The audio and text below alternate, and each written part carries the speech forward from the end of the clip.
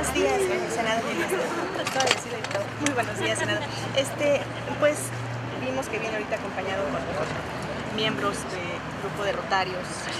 Platíquenos el motivo de su visita. Son paisanos de Tehuacán, Puebla, que integran un club rotario que se llama Club Rotario Manantiales, y los he invitado a que podamos durante el día visitar los recintos parlamentarios. Empezamos por Cámara de Diputados, vamos a la Asamblea, en Donceles y Allende, después vamos a Jicotencat, a la antigua sede del Senado, y terminamos en la nueva sede del Senado, y desde luego motivado, emocionado por la presencia de amigos de toda la vida y de paisanos de Tehuacán. Senador, también le decir, perdón. Senador, también, ya tocando el tema de la reforma electoral, parece que hay controversias ahí al interior de su partido. Zapraro se dijo sorprendido de que el PAN haya presentado una iniciativa en materia electoral y que en un momento usted suscribió junto con el senador Cordero, y parece que por el otro lado el dirigente nacional Madero presentó otra iniciativa. ¿Qué juego está haciendo usted ahí? Lo del PAN y la presentación del presidente Madero y de diputados de su partido sobre contenidos que eran acuerdo del pacto, del Consejo Rector, pues se llama protagonismo, ¿no? Se llama presentar una propuesta cuando es acuerdo de varias fuerzas políticas, no iniciativa de una sola. Y desde luego intenta provocar la idea de que el origen de la propuesta es de parte del PAN. Eso es lo que ocurre. Y de parte de nosotros, en la Cámara de Senadores, nosotros asumimos que la responsabilidad constitucional legislativa corresponde a senadores y a diputados.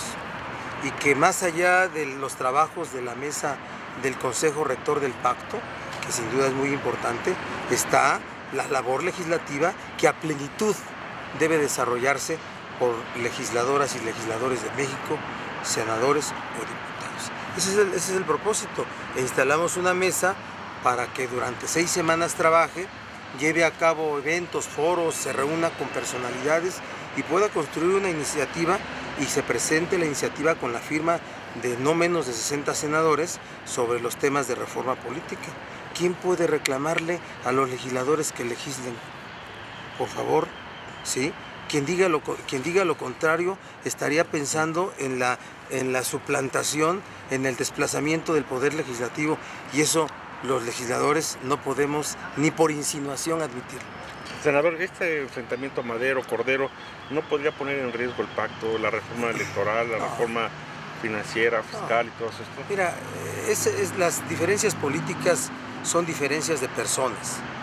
El pacto es un esfuerzo colectivo, que por cierto, había que ver si ese esfuerzo colectivo está siendo utilizado con el exagerado protagonismo del gobierno federal, y que al momento de medir la percepción social se encuentren que los únicos beneficiarios frente a la opinión pública respecto a los asuntos del pacto sea el gobierno federal y su partido, cuando la oposición ha sido muy generosa, muy de miras altas, de participar y de hacer pública un diálogo que es indispensable, que la sociedad reclama, pero que como partidos tienen que calcular su participación.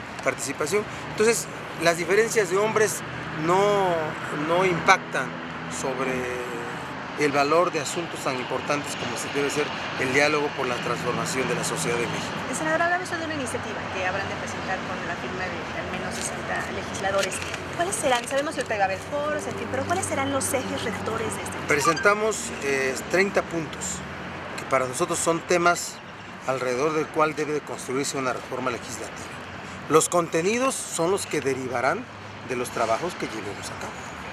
Por legisladores, señores periodistas de una fuente legislativa. Nosotros reconocemos el diálogo de las fuerzas políticas, pero asumimos que los legisladores son quienes deben de asumir su función constitucional de legislar. Contenidos de la reforma: una reforma política no solamente debe ser reforma electoral, debe ser una reforma que transforme las instituciones. Bueno, hay que establecer, regular el efecto del dinero en la política y en la competencia electoral. Hay que regular eso. No puede no puede seguir habiendo la influencia del dinero ilícito, porque ilícito es el dinero no permitido por la ley, sea de particulares, sean recursos públicos o sea el dinero de los malosos, ¿sí?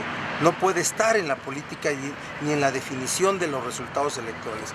Hay que determinar una nueva generación de órganos electorales que sean auténticamente ciudadanos, que sean independientes, y eso es en cuanto a reforma electoral, con todo el conjunto de cosas de las que el debate público ha instalado como parte de los elementos de una reforma electoral, sino las reformas a las instituciones, la democratización del ejercicio del poder y desde luego la participación ciudadana en las decisiones políticas de México.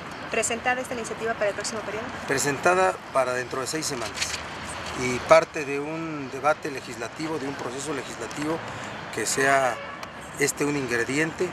Va a haber otras más iniciativas, habrá la iniciativa del pacto y todos esos ingredientes nos van a llevar a un producto final que tenga que ser una reforma política profunda.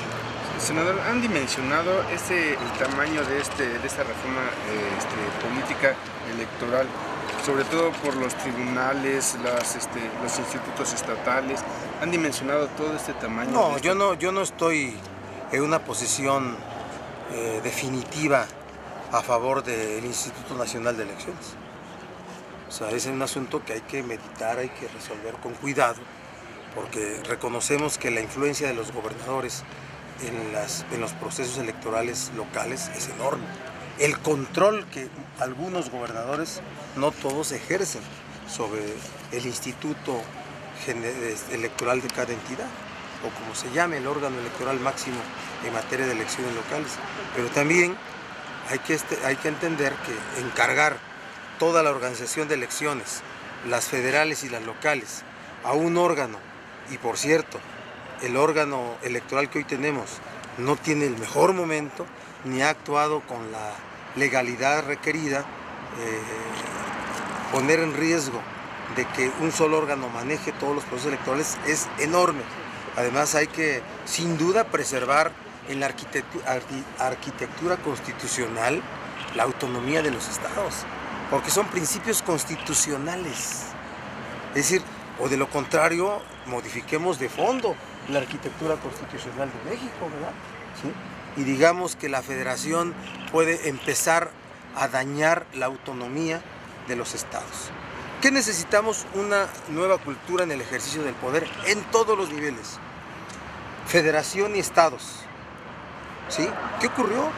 Pues después de la alternancia del 2000, esa fracasada alternancia, se refugiaron en los estados y bajo los gobiernos de las entidades en claves de poder, de manejo muy opaco en recursos públicos y de control de la vida política, social, económica.